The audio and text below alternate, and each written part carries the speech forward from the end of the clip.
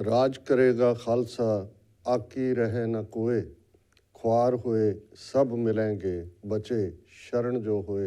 वाहिगुरू जी का खालसा वाहिगुरू जी की फतेह। खालिस्तान ऐलान दिवस की 36ਵੀਂ ਵਰ੍ਹੇਗੰਢ ਤੇ ਸਮੁੱਚੀ ਸਿੱਖ ਕੌਮ ਨੂੰ ਬਹੁਤ-ਬਹੁਤ ਵਧਾਈਆਂ।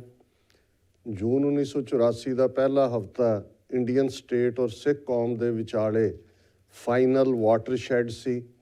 20ਵੀਂ ਸਦੀ ਦੇ ਮਹਾਨ ਸਿੱਖ ਸੰਤ ਜਰਨੈਲ ਸਿੰਘ ਜੀ ਖਾਲਸਾ ਭਿੰਡਰਾਂਵਾਲਿਆਂ ਦੇ ਇਹ ਬਚਨ ਸਨ ਕਿ ਜਿਸ ਦਿਨ ਭਾਰਤੀ ਫੌਜ ਦੇ ਪੈਰ ਦਰਬਾਰ ਸਾਹਿਬ ਦੀ ਹਦੂਦ ਵਿੱਚ ਪਏ, ਖਾਲਿਸਤਾਨ ਦੀ ਨੀਂਹ ਰੱਖੀ ਜਾਵੇਗੀ।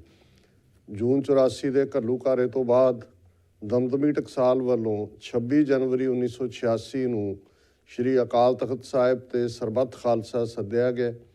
ਇਸ ਸਰਬੱਤ ਖਾਲਸਾ ਵੱਲੋਂ ਬਾਬਾ ਗੁਰਬਚਨ ਸਿੰਘ ਮਾਨੂੰਚਾਲ ਦੀ ਅਗਵਾਈ ਹੇਠ 5 ਮੈਂਬਰੀ ਪੰਥਕ ਕਮੇਟੀ ਦਾ ਗਠਨ ਕੀਤਾ ਗਿਆ ਔਰ ਇਸ 5 ਮੈਂਬਰੀ ਪੰਥਕ ਕਮੇਟੀ ਨੇ 29 ਅਪ੍ਰੈਲ 1986 ਨੂੰ ਖਾਲਿਸਤਾਨ ਦਾ ਐਲਾਨਨਾਮਾ ਜਾਰੀ ਕਰਕੇ ਦੁਨੀਆ ਦੇ ਦੇਸ਼ਾਂ ਨੂੰ ਅੱਡ-ਅੱਡ ਮੁਲਕਾਂ ਨੂੰ ਖਾਲਿਸਤਾਨ ਨੂੰ ਮਾਨਤਾ ਦੇਣ ਦੀ ਅਪੀਲ ਕੀਤੀ।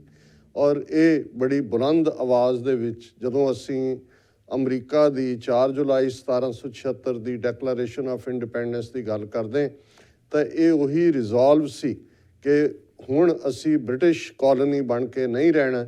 ਬੇਸ਼ੱਕ ਉਸ ਤੋਂ ਬਾਅਦ 4-5 ਸਾਲ ਇੱਕ ਖਤਰਨਾਕ ਜਿਹਨੂੰ ਅੱਜ ਰੈਵੋਲੂਸ਼ਨਰੀ ਵਾਰ ਕਿਹਾ ਜਾਂਦਾ ਚੱਲੀ, ਪਰ ਇਵੈਂਚੁਅਲੀ ਉਹ 13 ਕਾਲੋਨੀਜ਼ ਜਿਨ੍ਹਾਂ ਨੂੰ ਮੁੱਢਲੇ ਦਿਨਾਂ ਦੇ ਵਿੱਚ ਪਤਾ ਨਹੀਂ ਸੀ ਕਿ ਉਹਨਾਂ ਦੇ ਇਸ ਆਜ਼ਾਦੀ ਦੀ ਡੈਕਲੇਰੇਸ਼ਨ ਦਾ ਕੀ ਅੰਜਾਮ ਹੋਏਗਾ, ਅੱਜ ਦੁਨੀਆ ਦੀ ਇੱਕੋ ਇੱਕ super power United States of America ਦੇ ਰੂਪ 'ਚ ਦੁਨੀਆ ਦੇ ਸਾਹਮਣੇ ਇੱਕ ਡੈਮੋਕ੍ਰੇਸੀ ਦਾ, ਇੱਕ ਹਿਊਮਨ ਰਾਈਟਸ ਦਾ ਮਾਡਲ ਹੈ।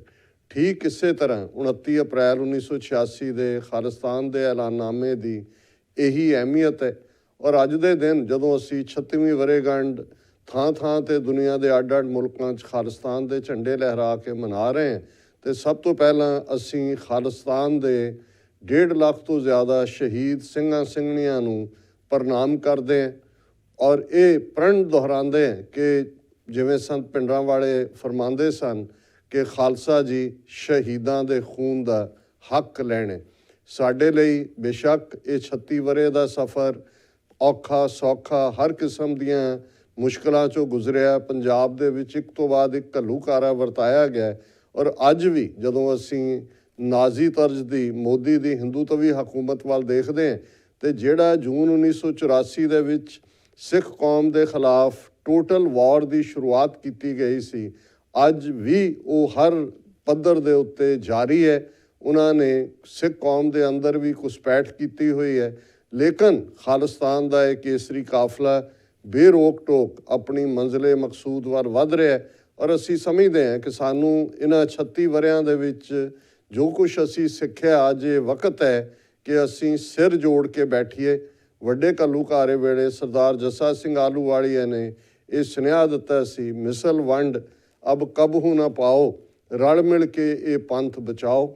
ਅਸੀਂ ਅੱਜ ਇਹੀ ਨਿਰਣਾ ਕਰੀਏ, ਇਹੀ ਪ੍ਰਣ ਕਰੀਏ, ਇਹੀ ਰਿਜ਼ੋਲਵ ਕਰੀਏ ਕਿ ਸਾਡੇ ਜਿੰਨੇ ਮਰਜ਼ੀ ਮਤਭੇਦ ਹੋਣ, ਜਿਵੇਂ ਅਮਰੀਕਨ ਐਕਸਪ੍ਰੈਸ਼ਨ ਹੈ ਵੀ ਐਗਰੀ ਟੂ ਡਿਸਐਗਰੀ, ਅਸੀਂ ਇਸ ਗੱਲ ਨਾਲ ਸਹਿਮਤ ਹੋਈਏ ਕਿ ਅਸੀਂ ਆਪਸ ਦੇ ਵਿੱਚ ਅਸਹਿਮਤ ਹੋ ਸਕਦੇ ਹਾਂ, ਅੱਡ-ਅੱਡ ਪਹੁੰਚ ਰੱਖਦਿਆਂ ਵੀ ਅਸੀਂ ਸਿੱਖ ਕੌਮ ਆਪਣੇ ਮੰਜ਼ਿਲੇ ਮਕਸੂਦ ਵੱਲ ਵਧੇਗੀ। ਸਾਡੇ ਪਿਤਾ ਗੁਰੂ ਗੋਬਿੰਦ ਸਿੰਘ ਸਾਹਿਬ, ਮਾਤਾ ਸਾਹਿਬ ਕੌਰ ਵਾਸੀ ਅਨੰਦਪੁਰ ਸਾਹਿਬ ਦੇ, ਔਰ ਇਸ ਗੱਲ ਦੀ ਸਾਨੂੰ ਅੱਜ 36 ਸਾਲ ਬਾਅਦ ਸ਼ਾਇਦ ਜਿਨ੍ਹਾਂ ਨੂੰ ਪਹਿਲਾਂ ਲੱਗਦਾ ਸੀ ਕਿ ਇਹ ਜਲਦਬਾਜ਼ੀ 'ਚ ਲਿਆ ਗਿਆ ਕਦਮ ਹੈ, ਅੱਜ ਉਹ ਵੀ ਕਨਵਿੰਸਡ ਨੇ। ਕਿਸਾਨ ਮੋਰਚੇ ਦੀ ਫਤਹ ਨੇ ਸਿੱਖ ਕੌਮ ਦਾ ਰਿਜ਼ੋਲਵ ਵੀ ਦੱਸਿਆ ਔਰ ਜਿਸ ਅੰਦਾਜ਼ ਦੇ ਵਿੱਚ ਅੱਜ ਪੰਜਾਬ ਨੂੰ ਇੱਕ ਕਾਲੋਨੀ ਬਣਾ ਕੇ ਵਰਤਿਆ ਜਾ ਰਿਹਾ ਹੈ, ਉਸ ਤੋਂ ਬਹੁਤ ਸਾਰੇ ਵੀਰਾਂ ਭੈਣਾਂ ਨੂੰ ਇਸ ਗੱਲ ਦੇ ਉੱਤੇ ਹੁਣ ਉਹਨਾਂ ਦੀ ਵੀ ਆਮਨ ਹੈ ਕਿ ਖਾਲਿਸਤਾਨ ਦੀ ਕਾਇਮੀ ਤੋਂ ਬਿਨਾਂ ਸਾਊਥ ਏਸ਼ੀਆ ਦੇ ਵਿੱਚ, ਭਾਰਤ ਦੇ ਨਕਸ਼ੇ ਦੇ ਵਿੱਚ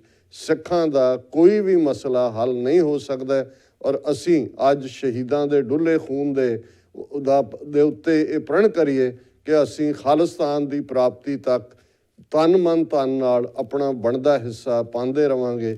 ਖਾਲਿਸਤਾਨ ਜ਼ਿੰਦਾਬਾਦ। ਵਾਹਿਗੁਰੂ ਜੀ ਕਾ ਖਾਲਸਾ, ਵਾਹਿਗੁਰੂ ਜੀ ਕੀ ਫਤਿਹ।